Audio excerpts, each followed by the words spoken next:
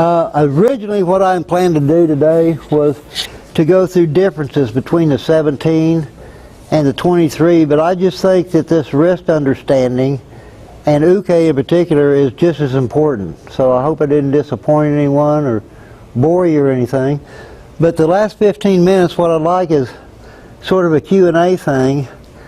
If you have questions about any given technique out of the 17 or the 23, or you want to compare the two, then let's do that the last few minutes. And I'm going to start with one. Where's him? Chris, it came to me. My brain opened up again. Oh. One of the ones I do want to mention, because we used to do a lot of stuff with it. If you're doing a two-hand break, and coming into this, you're always going to have this proper Hyoenagi, where it's behind his head or over his head, and you push up and out and drop them. Agreed? Well, in Rondori form, you're never going to tie up two hands. And it caused a lot of confusion that I didn't understand why it should be so damn confusing. I still don't. It's just a question of stepping. But if I've got an inside butterfly, my hands are like this, right? Butterfly. Well, if I grab him with my left hand and come around and switch hands, I'll be in this proper place. Pretty close. But if I break with my right hand, doing the same thing, I now have to step across him, and it comes out here. See the difference? Well, they'll both break your arm, so I think they're pretty evenly matched as far as being a good technique. But I couldn't understand why this butterfly could become two different techniques. So I break it with this hand, this half of the butterfly, and as I step, I switch hands. Now I step behind him, and this happens. Whereas if I break with this hand, I step across him, and this happens. Does everyone understand the difference in those two? Have you played with these two but very much? Most of you? You have? Okay. This is the only one that really gave me fits for a while, because I just didn't understand why the different hands caused that.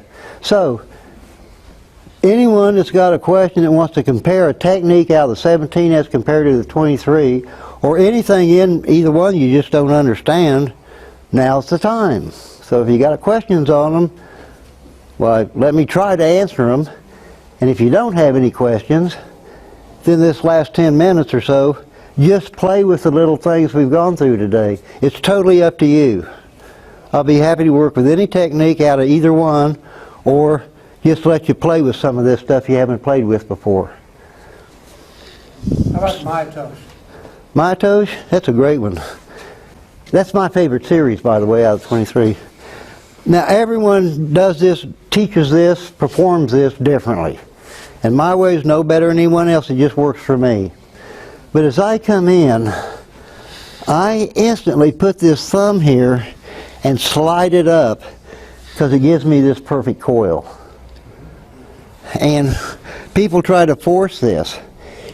Well, he can only go slow, but try to get your balance stepping out on your right foot. Good luck. He can't. He has to step out on his left foot. And when he does, you just follow through. But where most people mess this up is they try to muscle this and form a coil. You can't do it against a strong enough guy. But remember some of the little things we just played with? If I slide this thumb along these, there's 4 abductors in here. And when I slide that thumb, it just kind of makes them impotent. They just quit functioning. He can curl, but he can't extend. Well, I want him to curl, because I want that coil. So I personally slide this thumb up. It stops automatically when you hit the sweet spot. You don't have to even aim for it. It just happens. And I've seen this a lot. Well, this wrist isn't doing anything. I'm not being strong.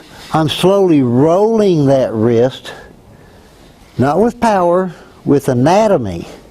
And when I add this, it's terrible. See how that brings all of his weight to the left foot, to the right foot? Hell, he's got a step. So Mayatoshi is really a nice one. I like the whole Mayatoshi series. So, does that help any at all? There again, this is the way I learned it. Well, I can't do that with moose, because I've tried. But if I go 180, I can put moose right there. So for me, that's how I have to do it, and do it consistently. If I got a guy my size or smaller, I'm still strong enough to do that. But I get most of you guys in here, I just give up, because you'd just knock me down. You won't knock me down if I do it that way. So, does that help any? Yeah, I notice that people will push with this and they'll bring their arm in. It's like they're helping their training partner stand up instead of standing here. Yeah. You don't have to worry about helping them. If you've got this rolled, and you can do it with one finger, by the way. If you're sliding this has no value at all. So you don't have to use any muscle at all. That'll put him on one foot. I don't care if my arms are straight or bent or... I mean, there's guys in Houston still trying to do this with unbendable arms. Well, good luck. You ain't going to make it work. But here, it brings him up on one foot. And I've seen people try it from out here. Well, that's too much distance to close. I want to be in tight so that when he takes that step, I'm right here and ready to bump him. Anything else? Well, if not, play around with some of this stuff that might be new to you and have some fun with it.